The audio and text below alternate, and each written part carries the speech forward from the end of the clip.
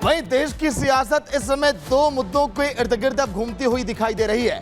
एक तरफ है महाकुंभ तो एक तरफ है बटोगे तो कटोगे, क्योंकि इस बार के महाकुंभ में गैर हिंदुओं की एंट्री पर पूरी तरह से रोक लगा दी गई है।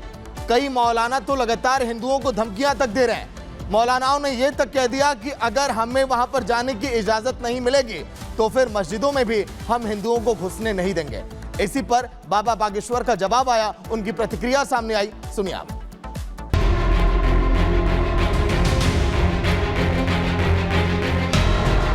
तुम्हारी मस्जिदों में नहीं घुसते तुम हमारे, और हमारे हिंदू तुम्हारी मस्जिदों में घुसे जूते मारो। ये जवाब है बाबा बागेश्वर का उन तथाकथित मौलानाओं को जिन्होंने कुंभ में एंट्री न मिलने पर कहा था कि अगर मुसलमानों को एंट्री नहीं मिली तो वो हिंदुओं को अपनी मस्जिद में नहीं घुसने देंगे।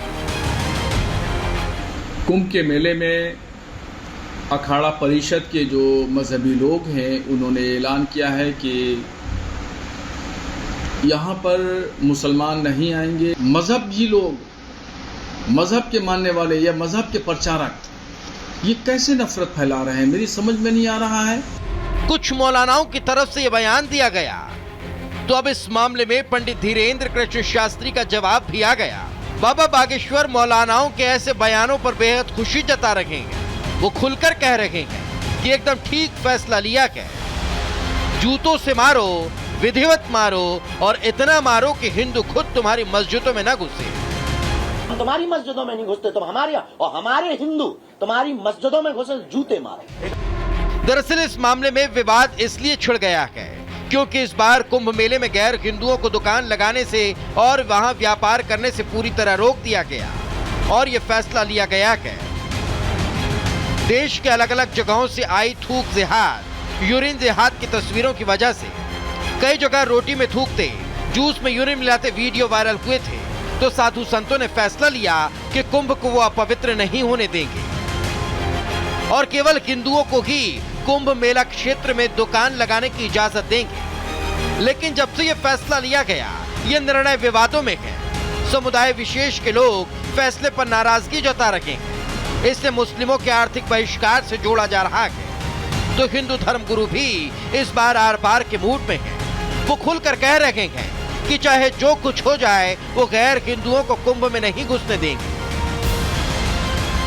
हमने ये कहा मेरे अंगने में तुम्हारा क्या काम भाई, मक्का मदीना में हमें नहीं बुलाया जाता। आप इतने ही उदारवादी गंगा जमुनी क्यों मक्का मदीना में हमारी दुकान लगवा दो, हम भी गरीब ही हैं भैया।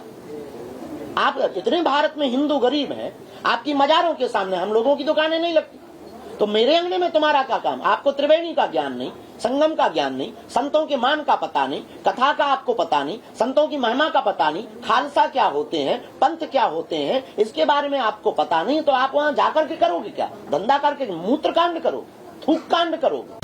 हिंदू धर्मगुरु खुलकर कह रहे हैं कि मुद्दा मुस्लिमों के आर्थिक बहिष्कार से जुड़ा नहीं है और कुंभ में मुस्लिमों की एंट्री पर लगे बैन का इससे कोई लेना देना नहीं, बल्कि यह फैसला इसलिए लिया गया ताकि कुंभ में आने वाले साधु संतों, लाखों करोड़ों भक्तों की शुद्धता को बनाए रखा जा सके। Bureau report, Republic Bharat.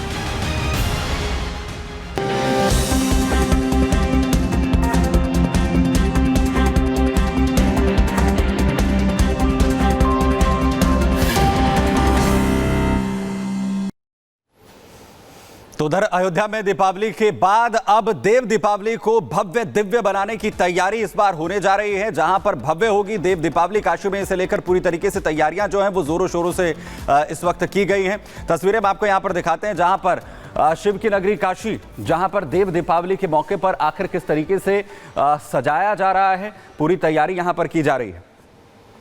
Varanasi में आज दरअसल देव दीपावली से पूरी रोशन होगी। काशी से सारे मुख्य घाटों को सजाया और संवारा गया है। नमो घाट पर मुख्य आयोजन दरअसल होना है, जिसमें उपराष्ट्रपति जगदीप धनखड़ और सीएम योगी आदित्यनाथ हिस्सा लेने वाले हैं, जिसके लिए भव्य तैयारियां यहां पर की गई हैं। मैं इस वक्त काशी गंगा के किनारे नमो घाट पर मौजूद हूं और इस नमो घाट को बहुत ही अच्छे से बनाया गया है। बहुत ही शानदार नज़ारा यहाँ से दिखाई दे रहा है। गंगा की लहरों के किनारे ये जो घाट बना है नमो घाट, आज इसका लोकार्पण भी है। मुख्यमंत्री योगी आदित्यनाथ और भारत के उपराष्ट्रपति जगदीप धनखड़ आज इसका लोकार्पण करेंगे। अभी कुछ ही मिनटों के बाद यहाँ पर दोनों अतिथि आएंगे और इस शानदार बने हुए घाट का यहाँ पर लोकार्पण करेंगे। साथ ही आज काशी में कई प्रोग्राम हैं। आप सबसे पहले दिखा रहा हूँ कि जो ये कार्तिक पूर्णिमा है, यानी कि देव दीपावली के अवसर पर किस तरह से आप देख रहे हैं ना कि एक एक जो दीप है वो रखे गए हैं। बहुत ही शानदार तरीके से लगभग 11 लाख दीप जलाए जाएंगे और 11 लाख दीप के बाद यहाँ पर ग्रीन आतिशबाजी होगी, लेजर शो का आयोजन होगा और गंगा आरती होगी। भव्य दिव्य गंगा आरती भी यहाँ पर होगी। और आप देखिए कि ये जो घाट है ये कितना मनोरम है। यहाँ पर जो भी लोग आएंगे वो यहाँ से लौट नहीं सकेंगे। 1 से 2 घंटे कैसे निकल जाएंगे लोगों को, श्रद्धालुओं को पता भी नहीं चलेगा। वाकई में बहुत ही शानदार नज़ारा है। यहाँ पर जो भी श्रद्धालु घूमने आएंगे वो गंगा माता को देखते रह जाएंगे और उनका दर्शन भी करेंगे, यहाँ पर बैठेंगे भी। और काफ़ी ये लंबा है, ये समझिए कि लगभग 500 मीटर के एरिया में ये पूरा घाट तैयार किया गया है। नमो घाट आप समझ सकते हैं, नमो मतलब प्रधानमंत्री नरेंद्र मोदी। नमो घाट यहाँ पर बनाया गया है और इसका नज़ारा वाकई में अद्भुत है। वैसे तो बनारस में घाटों की चर्चा होती है, यहाँ पर 80 घाट की चर्चा होती है। काशी में दुनिया आती है, दुनिया के श्रद्धालु आते हैं। लेकिन आज जो ये नमो घाट है, चूँकि प्रधानमंत्री जब यहाँ पर आए अपनी कंस्टिट्यूंसी इसको बनाए, लगातार 3 बार यहाँ जीते और वह कहते आए हैं कि मैं गंगा माता का पुत्र हूँ, गंगा माता ने मुझे बुलाया है। उन्होंने एक फावड़ा भी चलाया और स्वच्छता को धार दिया। यहाँ पर घाटों के सौंदर्यीकरण के लिए उन्होंने पहल किया और आज लोगों ने, यानी कि मुख्यमंत्री योगी आदित्यनाथ ने आज नमो घाट, शानदार अद्भुत नमो घाट बना करके तैयार कर दिया, जिसका लोकार्पण आज होने जा रहा है। वीडियो जर्नलिस्ट अजीत सैनिक साथ राघवेंद्र पांडे, रिपब्लिक भारत, वाराणसी। देव दीपावली को लेकर के चारों तरफ तैयारियां शुरू हुई है। भव्य और दिव्य स्वरूप दिया जा रहा है, लेकिन सबसे अच्छा लग रहा है यह गंगा का घाट।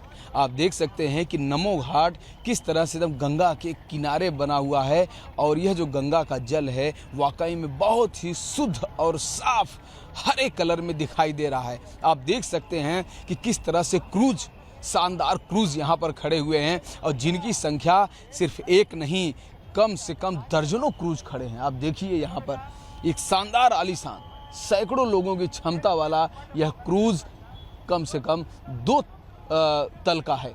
आप देखिए इसमें कितने लोग आ सकते हैं, इसको देखने से ही पता चल सकता है। और साथ ही आप इधर देखिए छोटे तो नौका यहाँ पर बहुत सारे हैं, स्टीमर्स बहुत सारी यहाँ पर चल रही हैं। लेकिन अगर हम क्रूज़ की बात कर रहे हैं तो आप गिनती गिनिए और वहाँ पर वेटिंग भी कर रहे हैं।